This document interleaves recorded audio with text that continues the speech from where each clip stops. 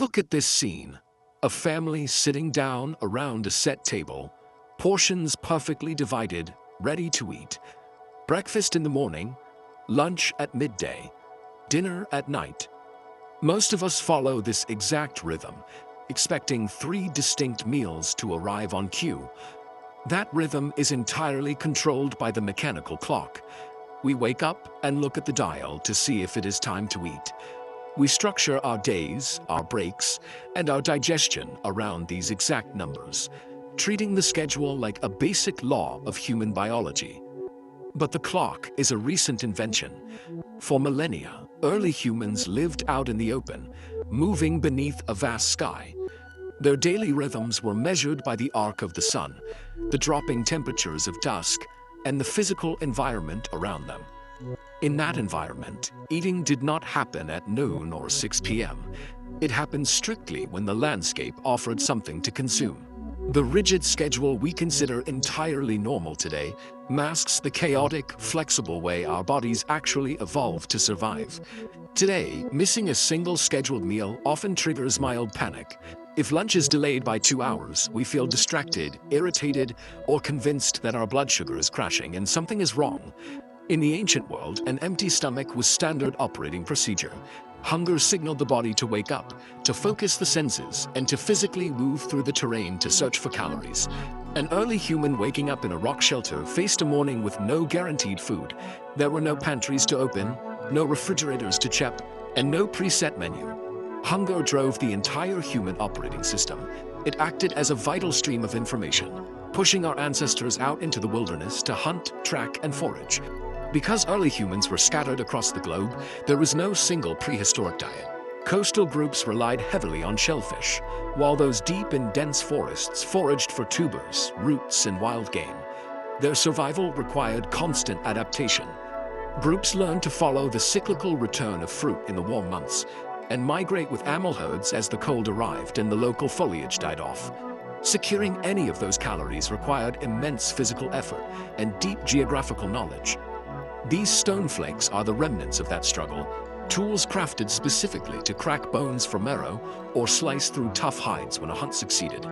Contrast that grueling physical reality with this vintage grocery aisle. Here, boxes of crackers and canned goods sit completely static on shelves, requiring absolutely zero physical pursuit to obtain. Ancient eating was an active, ongoing negotiation with a wild environment, whereas modern eating is often a passive consumer habit. When the foraging of the day ended, the chaotic search gave way to a different rhythm. Groups gathered together in the dark, settling around the hearth.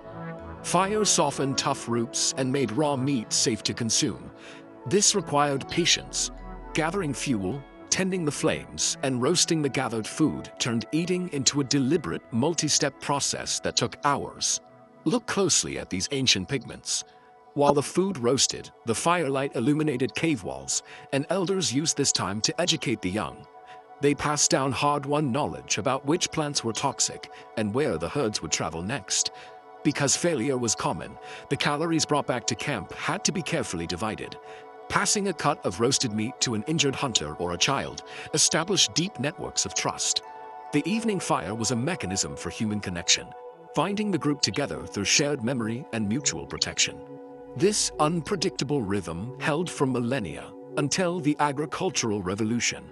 With farming came grain silos, domesticated animals, and early cities, making calorie access highly predictable for the first time.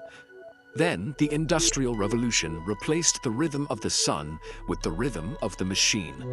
This punch clock demanded that human bodies align perfectly with the relentless needs of the factory floor. Mill owners needed maximum productivity. To keep assembly lines running without interruption, they grouped thousands of workers into identical time blocks, enforcing a synchronized mass feeding that we now call the lunch break. The labor-driven schedule quickly escaped the factory. It bled into corporate offices and school systems, training citizens to work, pause, eat, and return to their desks in perfect unison. The ironclad rule of 3 meals a day is an economic construct built to optimize modern labor. It is a product of industry, not a biological mandate. Today, we live completely surrounded by calories. This hyper-availability means we frequently consume food to cope with boredom, alleviate stress, or simply because a digital advertisement caught our eye.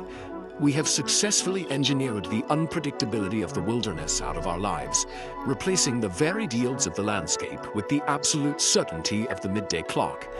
But in gaining complete convenience, we erased the long, meaningful process of tracking, earning, waiting for, and eventually sharing a hard-won meal around a fire. We are navigating a landscape of manufactured abundance, using evolutionary hardware that expects scarcity. The ancient world was incredibly dangerous. We should not romanticize food shortages, nor should we ignore the reality that children, workers, and those with medical conditions require regular nutrition today. But look at what our ancestors survived. Our physical forms were forged in lean seasons and harsh winters, building an incredible adaptive resilience, a biological capacity to endure periods of waiting and intense physical exertion without immediate fuel. The rigid schedule of breakfast, lunch, and dinner is only a tiny, remarkably recent sliver of our species' existence. Beneath our modern routines, that ancient programming remains intact. We still carry the biological rhythm of eating exactly when life provides, rather than strictly when the clock demands.